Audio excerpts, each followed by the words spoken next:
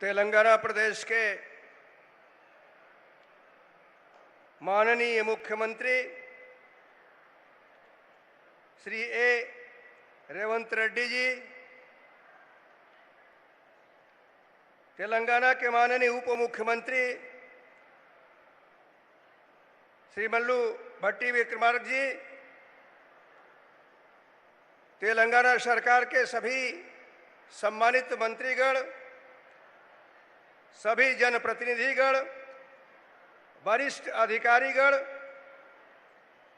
राष्ट्र निर्माता शिक्षकगण, प्रबुद्ध अभिभावकगण,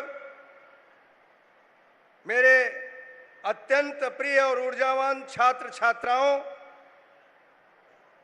आप सभी को मैं अपना नमस्कार देता हूं।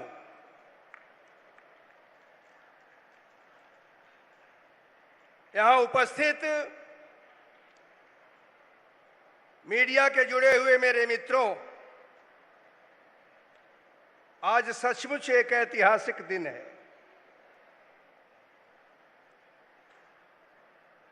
एलबी स्टेडियम में नए शैक्षणिक क्षेत्र का पुनरारंभ,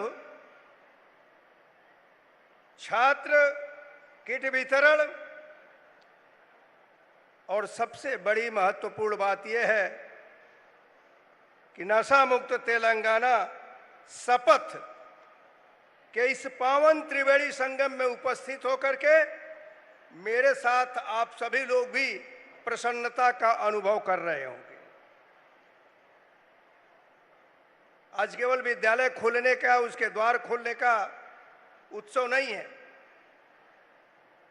बल्कि जो मुख्यमंत्री अभी बोल करके गए हैं, हमारे बच्चों के उज्जवल भविष्य और राष्ट्र निर्माण के लिए एक नए अध्याय का शंखनाद हुआ है।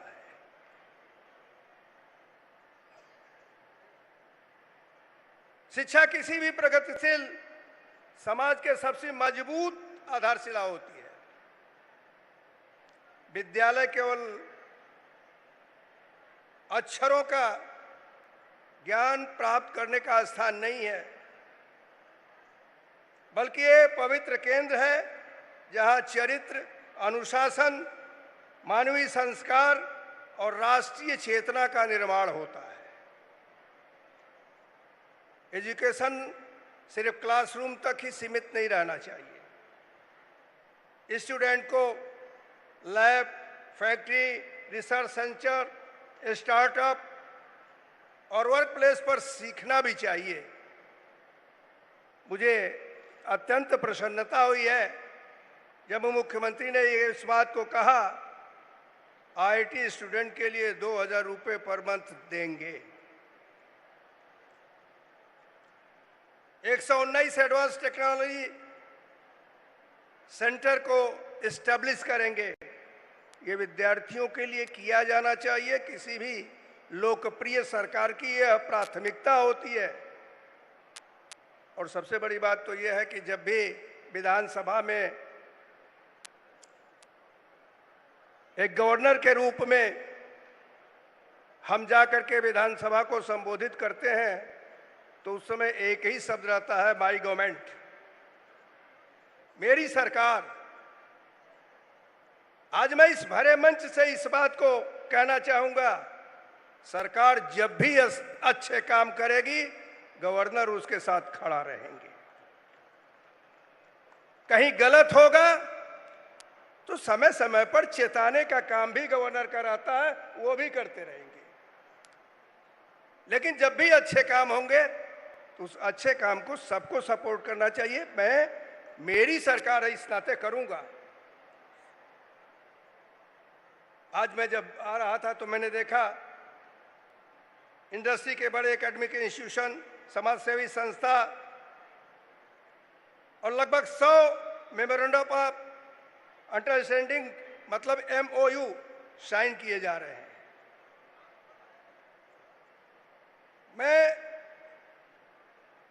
जब रेवंत जी कह रहे थे हिमाचल के काम को, तो वास्तव में हिमाचल के गवर्नर होने के बाद जब पहली बार मैं प्रधानमंत्री से मिलने के लिए गया था, कॉल ऑन करने के लिए गया था, तो उस समय प्रधानमंत्री ने हमसे इस बात को कहा था कि हिमाचल में नशा मुक्त अभियान की शुरुआत करो।